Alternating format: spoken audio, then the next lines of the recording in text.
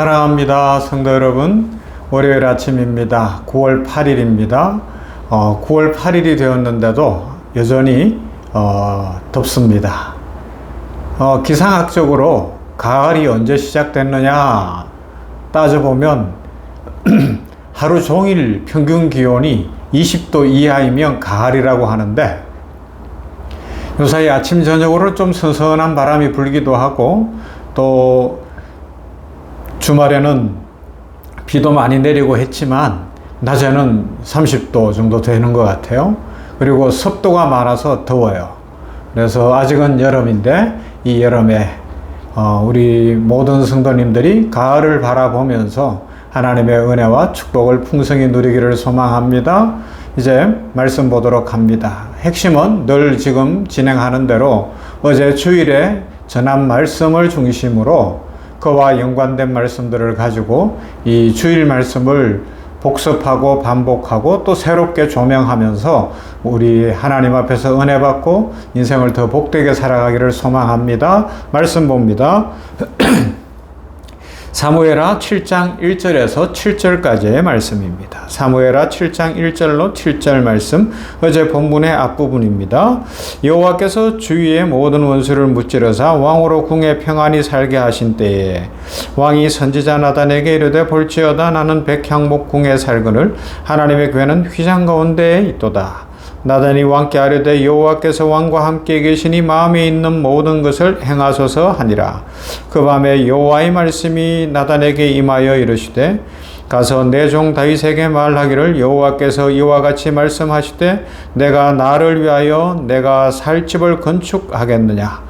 내가 이스라엘 자손을 애굽에서 인도하여 내던 날부터 오늘까지 집에 살지 아니하고 장막과 성막 안에서 다녔나니, 이스라엘 자손과 더불어 다니는 모든 곳에서 내가 내 백성 이스라엘을 먹이라고 명령한 이스라엘 어느 지파 가운데 하나에게 내가 말하기를, 너희가 어찌하여 나를 위하여 백향목집을 건축하지 아니하였느냐고 말하였느냐. 아멘. 자, 이 말씀 속에서 우리는 어제 살펴본 말씀의 첫 부분이죠. 하나님을 감동시킨 말 한마디. 어제 전체 주제도 다윗은 말을 잘해서 이 두 가지 말, 긍정의 말을 했죠. 골리앗 앞에서 하나님을 향한 신앙의 고백이 있었고, 또 이 오늘 본문 바로 뒤에 있는 사무엘하 본문에 있네요. 2절, 왕이 선지자 나단에게 이르되, 볼지어다 나는 백향목궁에 살거늘 하나님의 궤는 휘장 가운데 있도다.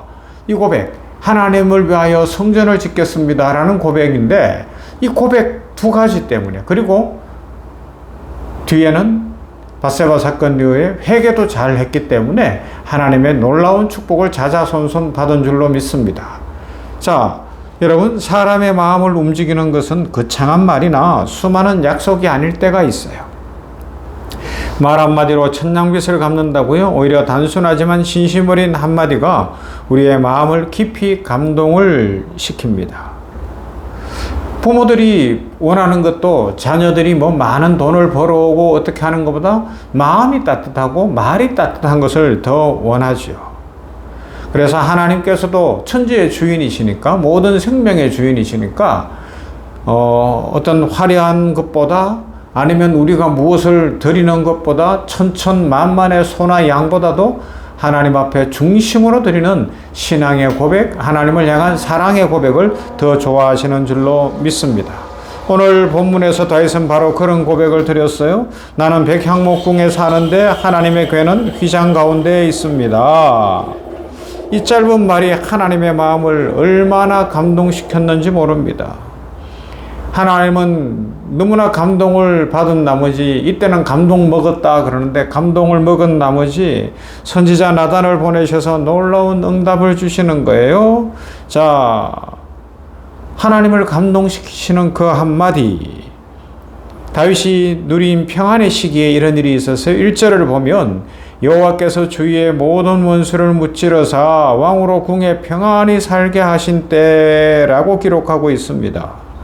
다윗은 이제 더 이상 위협이 없었어요. 사울왕의 위협은 이미 지나간 지 오래되었고 주변 이방 국가들과도 전쟁을 여러 차례 걸쳐서 진행하고 이제는 모든 승리를 쟁취하고 나라가 안정되어졌습니다. 평안한 때가 되었습니다.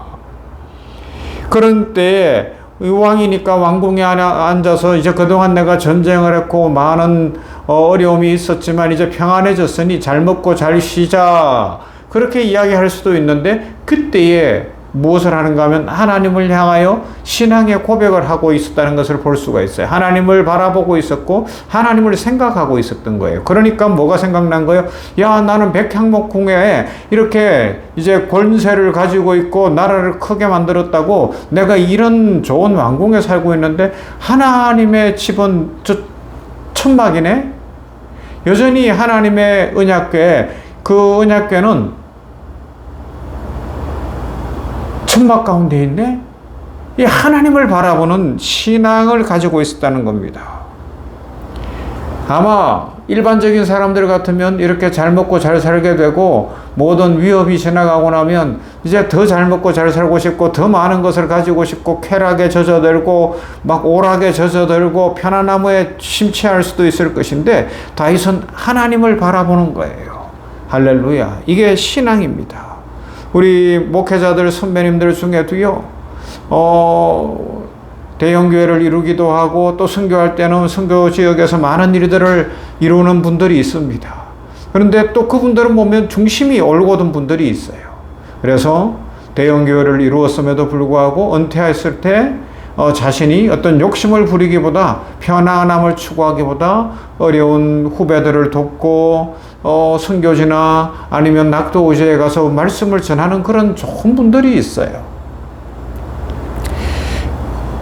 왜요? 하나님을 사랑하니까, 하나님의 은혜를 아니까 그렇게 하는 줄로 믿습니다. 다윗의 마음이 그랬던 거예요. 평안한 시기에 자기 자신의 안락과 자기 자신의 평안함만을 추구하는 것이 아니라 하나님을 생각할 수 있는, 위기의 때에 하나님을 생각하는 것은 어쩌면 우리 사람의 본성일 수 있어요.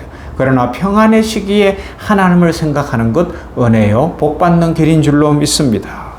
그래서 다윗은 하나님을 감동시키는 진심 어린 한마디 말을 하게 되는 것이죠. 나는 백향목궁에 사는데 하나님에게는 휘장 가운데 있다. 이것은 단순히 건물의 문제만을 이야기한 것이 아닌 것을 알 수가 있습니다. 다윗의 마음은 이렇게 하나님을 중심으로 이야기하는 거예요. 내가 이렇게 호화로운 집에 사는데 하나님은 여전히 장막에 계시는구나. 나는 편안한데 하나님에게는 초라한 자리에 있구나. 다윗의 중심, 그 마음 중심에는 하나님께 더 좋은 것을 드리고 싶다는 사랑이 있었고 믿음이 있었고 신앙이 있었는 줄로 믿습니다. 이것이 바로 하나님을 감동시키는 그 한마디였어요. 이런 거죠.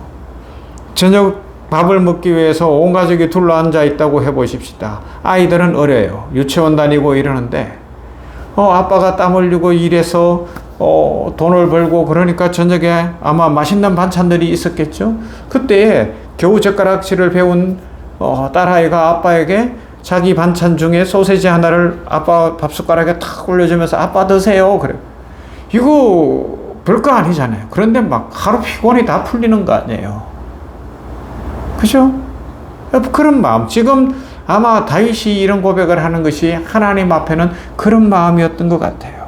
그래서 하나님은 다윗의 고백을 귀하게 들으셨어요. 그래서 선지자 나단을 보내서 말씀하시는데 내가 언제 너한테 집 지어달라고 했냐? 어느 지파에게 집 지어달라고 했냐? 너 진짜 대단하다. 그의 중심을 보시는 것이죠. 우리는 신앙생활을 하면서 자꾸만 하나님 앞에 무엇을 해야 하나님을 감동시킬까? 얼마를 덜 해야 될까? 무엇을 덜 해야 될까? 이런 생각들을 하는 경우들이 있을 수 있어요. 이런 생각하는 것도 참 좋은 거예요.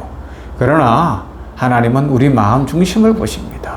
사울왕이 폐위되는 결정적 이유가 마음 중심을 보시는 하나님 앞에 거짓되게 행했잖아요. 중심을 보시는 하나님. 다윗은 자기 중심을 드리고 입술의 고백을 드렸단 말이에요. 작은 고백일지라도 진심으로 드리면 하나님은 크게 감동하십니다.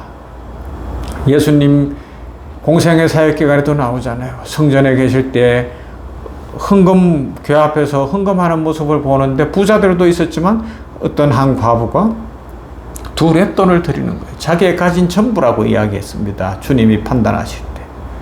그것이 더 크다고 이야기합니다. 액수가 아니었어요. 중심인 거예요. 전부라는 겁니다. 그 신앙의 전부, 삶의 전부. 하나님은 우리의 화려한 말보다 진심의 고백에 감동하십니다.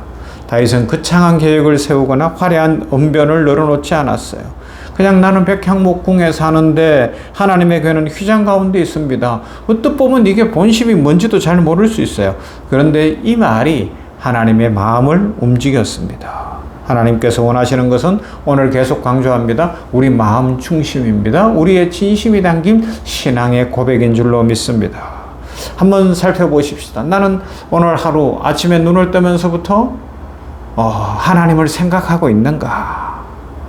네 입술에서 전심으로 아침에 눈을 뜨면서부터 하나님 감사합니다. 하나님의 은혜로 내가 오늘도 삽니다. 내 인생이 하나님의 것입니다. 하나님의 축복 속에 살고 있습니다. 이 고백이 있으십니까?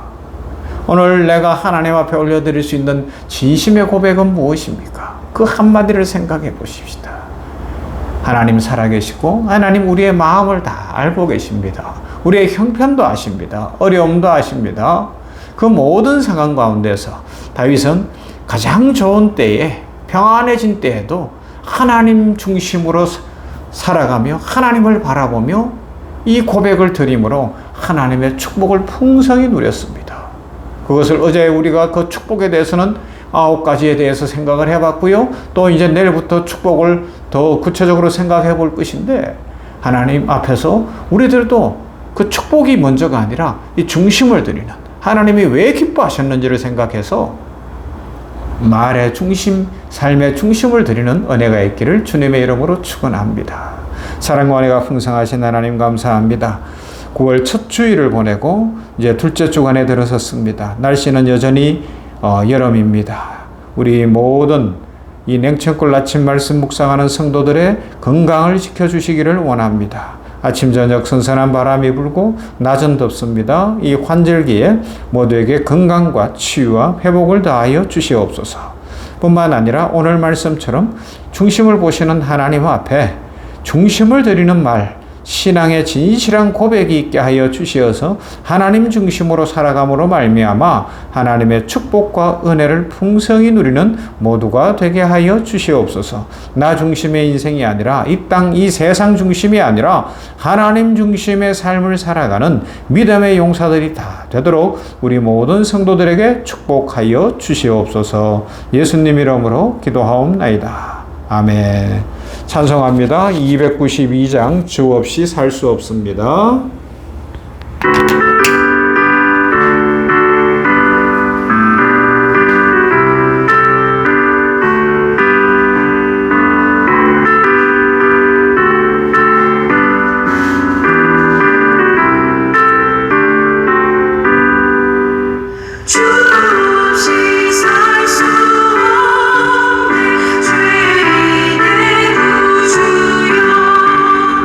그 위한 몸의